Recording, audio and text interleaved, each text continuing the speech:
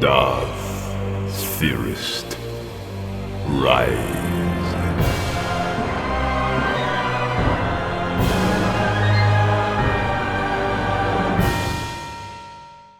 What if Obi-Wan brought Anakin back to the light on Mustafar? Let's explore the depths of it in the video. It's over, Anakin! I have the high ground! You underestimate my power! Don't try it! But as he prepares to leap, Obi-Wan does something unexpected. His shoulders drop, his defense stance relaxes, and his voice becomes soft, almost a whisper that somehow carries across the volcanic roar. Anakin, listen to me. You wanted to save Padmé, didn't you? That's why you turned. That's what he promised you. He did. But look at her, Anakin. Look at what he made you do. Anakin's gaze follows Obi-Wan's gesture up to the platform where Padmé lies unconscious beside her ship. Her breathing is shallow. He can sense the bruises darkening her throat where his mind had choked her. The volcanic glass around them begins to crack in strange geometric patterns, responding to his shifting emotions. You said you'd bring peace to the galaxy, that no one would suffer like your mother again. But the man who claims to give you power, he took everything from you. He made you her killer before you even got the chance to save her. Don't you understand? I had to. Padmé was going to die. The Jedi would have taken everything from me. The Jedi didn't take your mother, Anakin. Fear did. The same fear that made you choke the woman you love. The same fear that's consuming you right now. No, I was saving her. The dreams. You think you've gained control, but Palpatine doesn't free slaves, Anakin. He makes them, and now you're his. He showed me the way. The power to save those I love. The dark side. You were the chosen one. Not to rule, but to end this cycle. And you still can. Right here. Right now. No, you're lying. He's my friend.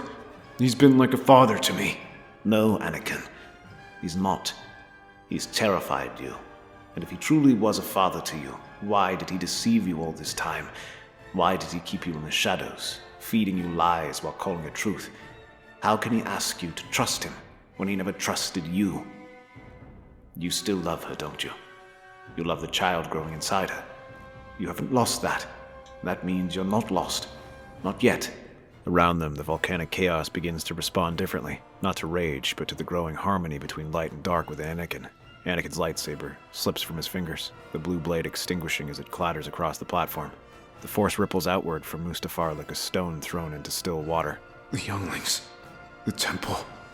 What have I done? It's not too late. It's never too late to come home. The things I've done. How can you even look at me? Because I see the 9-year-old boy who asked if he was going to be a Jedi. Because I see my brother. Let me help you prove him wrong. For a moment, hope fills the air like a living thing. Anakin reaches toward Obi-Wan's outstretched hand, and the Force itself seems to sing with possibility. But their moment of reconciliation shatters as the distinctive sound of Imperial engines fills the air. High above, a Lambda-class shuttle descends through the toxic atmosphere, its wings folding as it approaches. He's here. He's coming. The Emperor steps onto the volcanic platform with calculated grace, his dark robes billowing in the superheated wind. His yellow eyes scan the scene before him, expecting to find his new apprentice triumphant over a defeated Kenobi. Instead, he witnesses something that defies every carefully laid plan. Anakin kneeling beside Obi-Wan, both of them looking up at him, not with submission, but with a unity that makes the air itself crackle with dangerous potential. Behind them, Padmé lies motionless near her ship, her chest rising and falling with shallow breaths.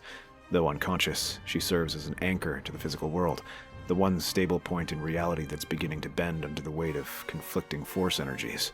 My boy, what has happened here? You were to bring me Kenobi's lightsaber, not comfort him like a lost child. He's seen what you are, Palpatine. Or should I say, Darth Sidious. How perceptive of you, Master Kenobi. Though I fear your revelations come far too late. The Emperor raises his hands, and the Force itself seems to bend to his will. Reality warps around them as he weaves illusions directly into Anakin's mind, the false visions more vivid than memory. He sees Padmé writhing in agony, her pregnant belly swollen and wrong, screaming his name. He sees the Jedi Council laughing coldly, discussing his expulsion from the Order. He sees his mother's grave desecrated, her headstone cracking as sand pours from fissures. No, these aren't real.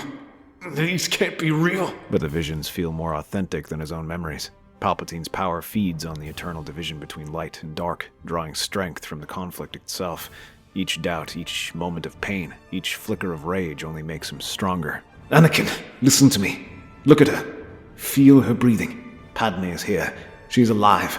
Your child is in her belly. You are not alone. Obi-Wan steps closer, keeping his voice steady. He doesn't try to bend the Force around Anakin. He anchors him in the present. The Jedi's calm presence cuts through the storm of illusions. Anakin hears the rise and fall of Padmé's breath. He senses the life of the child inside her. He remembers the warmth of her hand in his. Slowly, the false images begin to lose their grip.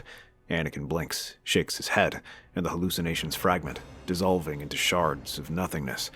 The psychic tug-of-war rages on, but now it is Palpatine against Anakin's renewed focus, his love for Padmé and his unborn child becoming his shield. Padmé. The child. Yes, that is real. That is what matters. Hold on to that. The competing force energies create a psychic tug-of-war that begins tearing the environment apart. The collision is unprecedented, and it creates seismic ripples when combined with his emotional turmoil. Palpatine's ancient Sith power, fed by centuries of dark side mastery, crashes against this like a tsunami meeting a mountain. The sheer magnitude tears holes in the fabric of reality itself. Across the galaxy, the effects intensify exponentially. From everywhere, surviving Jedi suddenly feel overwhelming visions of possible futures flooding their minds. In hidden Sith temples, ancient holocrons crack and emit piercing screams that echo through the Force. On distant worlds, Force-sensitive children wake from sleep with prophetic visions of a galaxy transformed. Master Yoda steadies himself against the observation window as the stars outside distort and flicker. The Force convulses violently, ripping through him like a storm. He closes his eyes, sensing the Chosen One's destiny fracturing into countless possibilities. The psychic pressure builds beyond what physical reality can contain. Suddenly, the three figures are pulled away from the material world entirely, drawn into a metaphysical realm where thought becomes substance and emotion takes physical form. The lava pools transform into flowing rivers of starlight. Shattered Jedi temple spires float in the endless void. Around them, fragments of Anakin's past manifest. His mother working in Watto's shop, young Obi-Wan teaching him to build his first lightsaber, Padmé's gentle touch as they watch Naboo's sunset together. But among these golden memories, a dark presence takes shape. From the shadows between worlds, a figure emerges, tall, encased in black armor, breathing with mechanical rhythm. The Vader that might have been, the embodiment of every dark choice Anakin could make, shaped by decades of Palpatine's manipulation. The Shadow Vader ignites a crimson lightsaber, its blade cracking with malevolent energy that seems to drink in the surrounding light. They abandoned you, just like she did. Just like everyone always does. That's not true. The Jedi Council never trusted you. Padmé fears what you've become. Even Kenobi came here to kill you, not save you.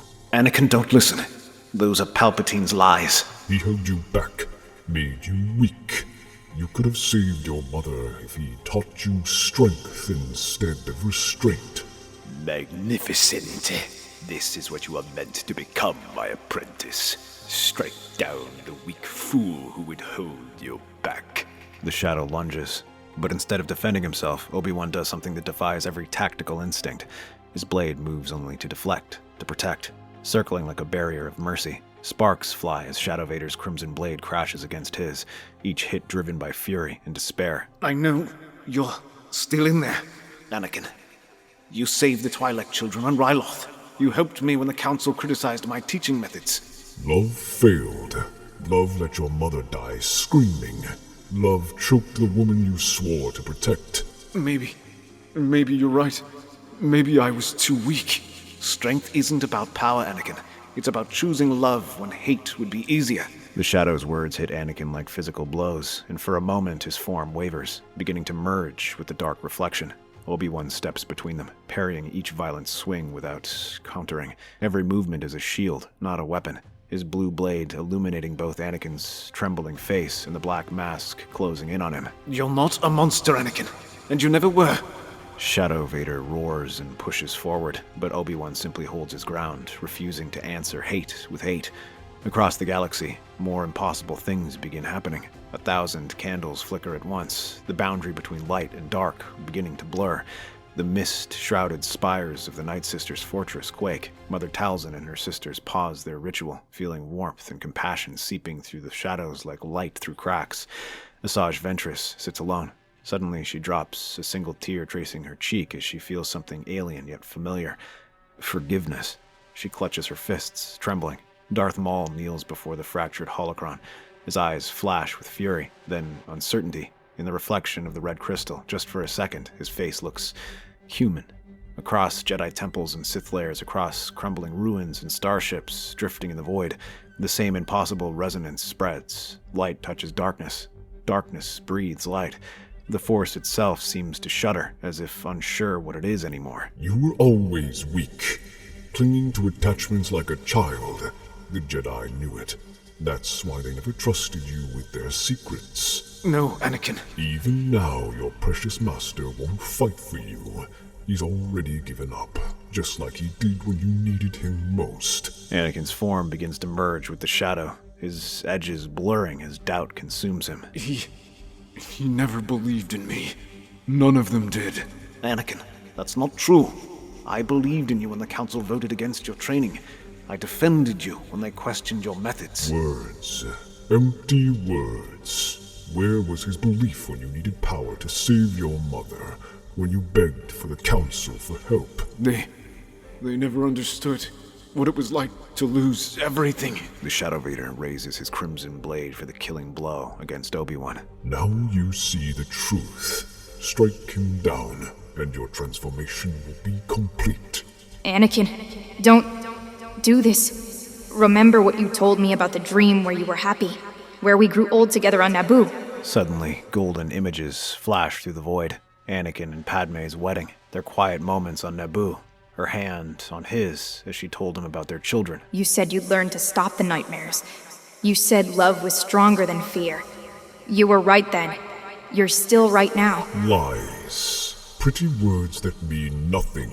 You'll lose her just like you lost your mother. But now Obi-Wan adds his own memories to Padmé's, moments of genuine connection and belief. You saved my life on Geonosis when you could have fled. You taught me that there's good in everyone, even in the darkest places. The combined force of their love, romantic and brotherhood, begins to push back against the Shadow's influence. Anakin, the man I love isn't gone. He's right there, fighting to come home. Her words hit both versions of Anakin simultaneously. The real Anakin steps forward, his hand moving instinctively to where his lightsaber would hang, while the Shadow Vader staggers as if struck. You didn't teach me to save life, did you? You taught me to fear losing it. There's a difference. The Shadow Vader begins to flicker, Palpatine's created form fading away as Anakin returns to the light side. Foolish boy.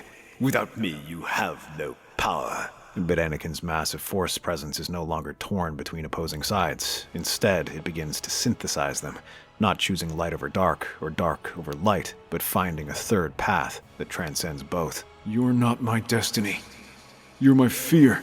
He ignites his lightsaber, not blue, not red, but a brilliant white that seems to contain all colors and none.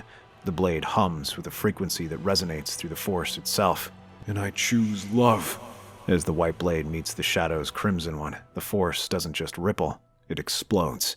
The metaphysical realm shatters like crystal, sending shockwaves across space and time as the fundamental nature of the Force itself begins to change.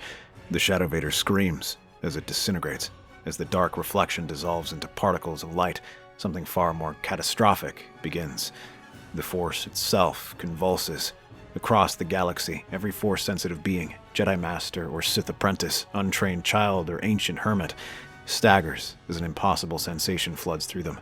The eternal balance that has governed the cosmos for millennia doesn't just shift, it begins to collapse entirely. Across the galaxy, the few surviving Jedi in the temple ruins suddenly see visions of burning Sith worlds and laughing Jedi Masters. On Dathomir, Sith witches scream as they experience memories of compassion and self-sacrifice. The fundamental division between light and dark, the cosmic engine that has driven conflict for eons, starts to unravel. In the metaphysical realm where Anakin, Obi-Wan, and Palpatine stand, the Emperor's confident expression transforms into horrified understanding. What have you done? The balance, the eternal conflict. It's dissolving. As he speaks, his physical form begins to mirror his words. His face cracks like ancient parchment, revealing glimpses of something far older and more terrible beneath. His body glitches between different ages, the young senator, the middle-aged chancellor, the ancient Sith Lord, as if his very existence is becoming unstable. Your power was never yours, was it? It came from maintaining the division between light and dark. You fool. Without that division, the Force becomes chaos. It will consume everything. Every star, every world, every living thing. But even as he speaks, his form flickers more violently. Where Anakin's massive midichlorian presence has found harmony between opposing forces, Palpatine's essence, built entirely on exploiting their conflict, begins to tear apart. With a scream of defiance, Palpatine hurls a torrent of Force lightning at Obi-Wan, but it scatters, unstable, laced with streaks of blue and gold. Obi-Wan raises his hand, the storm dissipating harmlessly around him. The backlash knocks Palpatine to his knees, his own energy betraying him. You built your empire on imbalance, Palpatine. Now it's the balance that destroys you. Palpatine claws at the air, trying to summon the dark side, but it no longer answers. His essence, once sustained by conflict, begins to tear apart, light and shadow ripping away from each other like burning fabric. Without the dark, there is nothing. Maybe it's time the Force chose for itself, instead of being carved up by Jedi and Sith. On Mustafar's surface, the lava doesn't just flow, it rises like living serpents, defying gravity as it reaches toward the ash-choked sky. The volcanic mountain itself begins to invert, its peaks pointing downward while its roots stretch up into space. Stars become visible through the day-darkened sky, flickering like dying candles. Gravity itself becomes negotiable. Chunks of volcanic rock float past like lazy balloons, while others slam into the ground with impossible force. I won't let you destroy everything I've built. The galaxy needs order. It needs conflict to give meaning to peace. The Emperor raises his hands, and Sith lightning erupts from his fingertips. But it's different now. Instead of pure destructive energy, it writhes and splits, trying to recreate the light-dark division that once fed his power.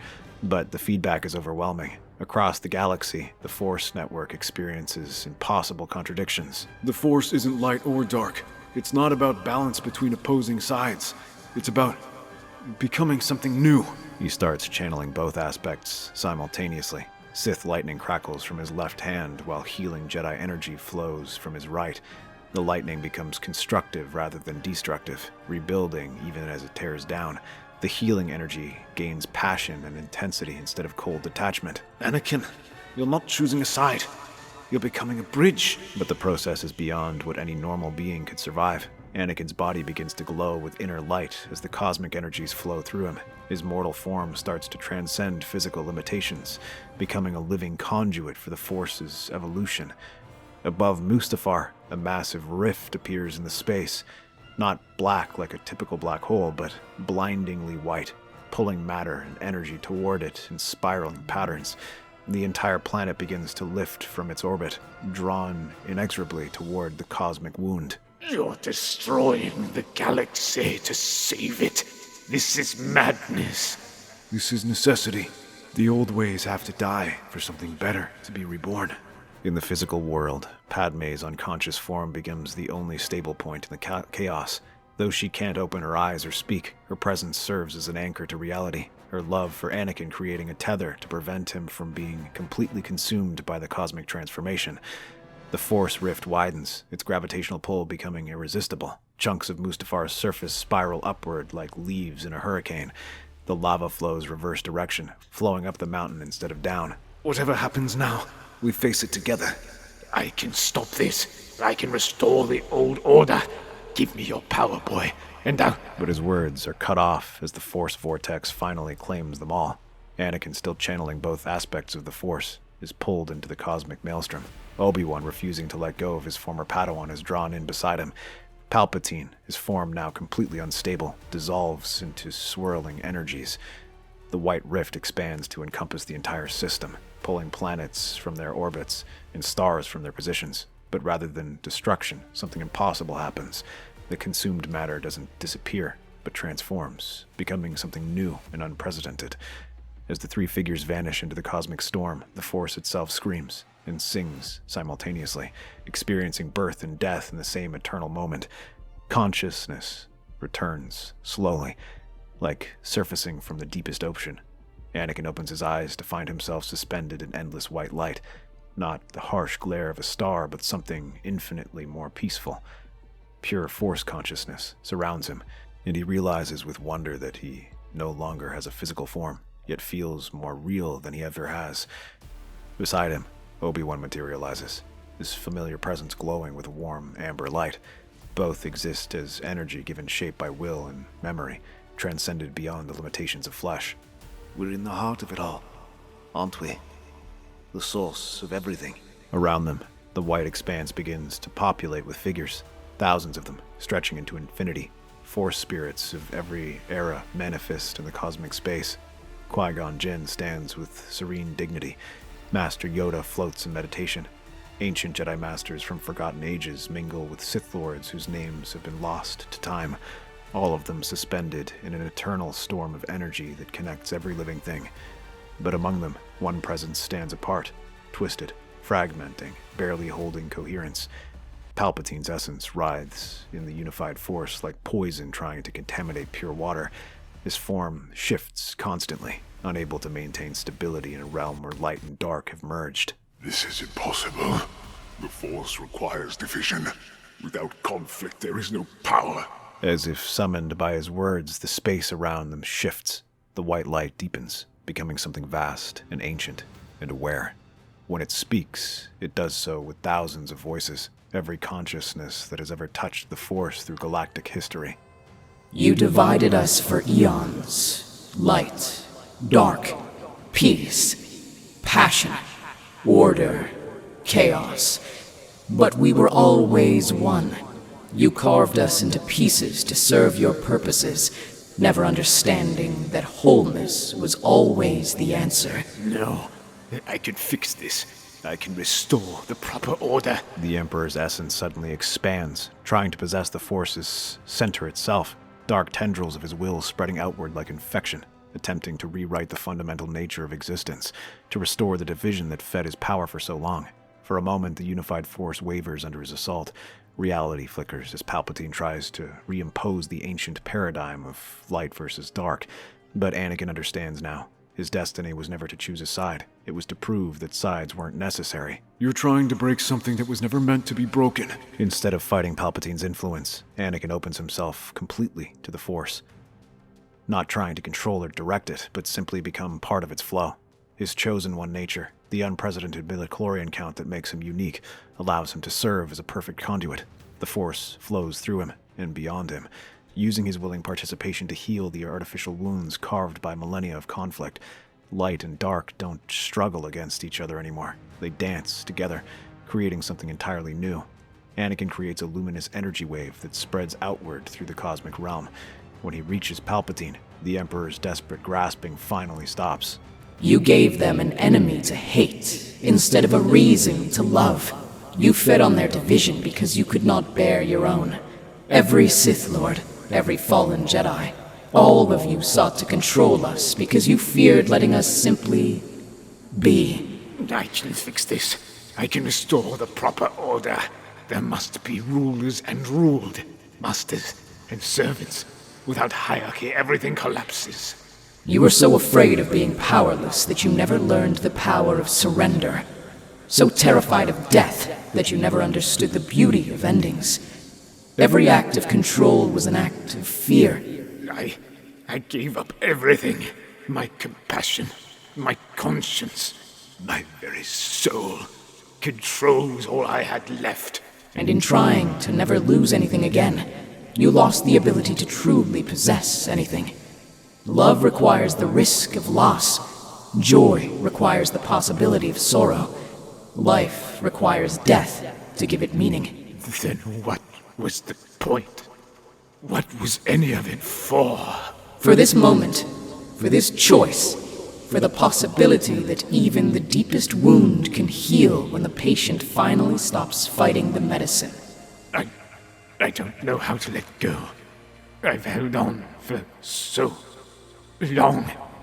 Then let us hold you instead. Let the galaxy carry your burden.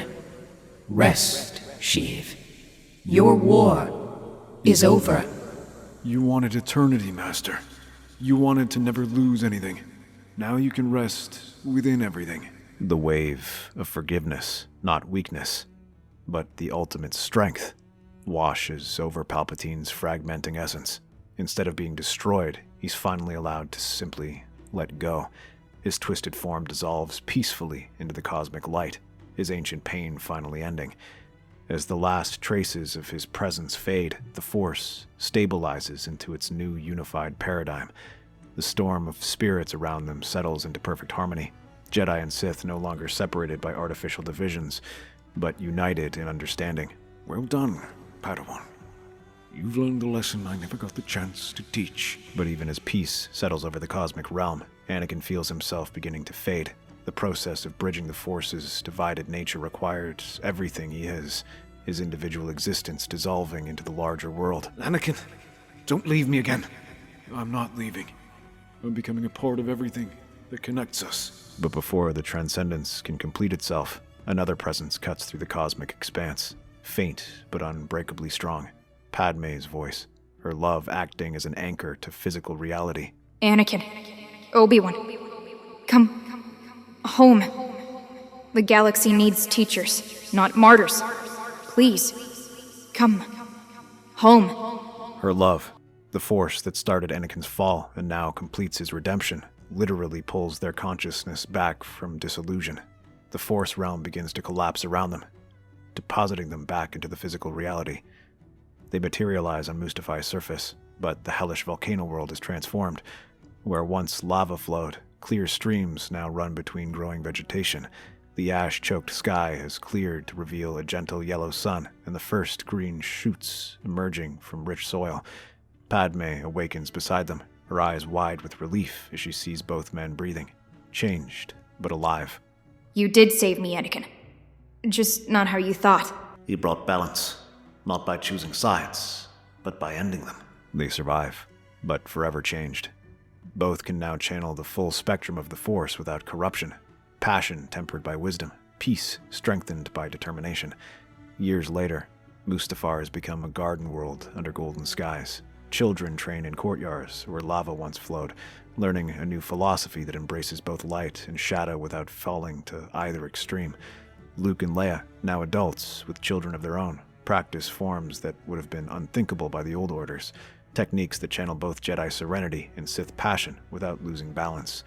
In the Academy's central chamber, a holocron hums to life, projecting the aged but peaceful faces of Obi-Wan and Anakin teaching side by side. There's no dark without light. No light without shadow. The Force isn't balance. It's becoming. The old ways served their purpose, but every generation must find their own path to understand. Outside, Padmé, now silver-haired but still radiant, watches her children train. Across the galaxy, Force sensitives have learned to access their full potential without falling to corruption or cold detachment. The Force flows freely through all things, no longer carved into opposing factions, but unified at last. That's our theory. The Star Wars universe is a galaxy filled with exciting stories and possibilities, and we love exploring them. If you'd like to join us on this journey to a galaxy far, far away, then please like, share, and subscribe to our channel.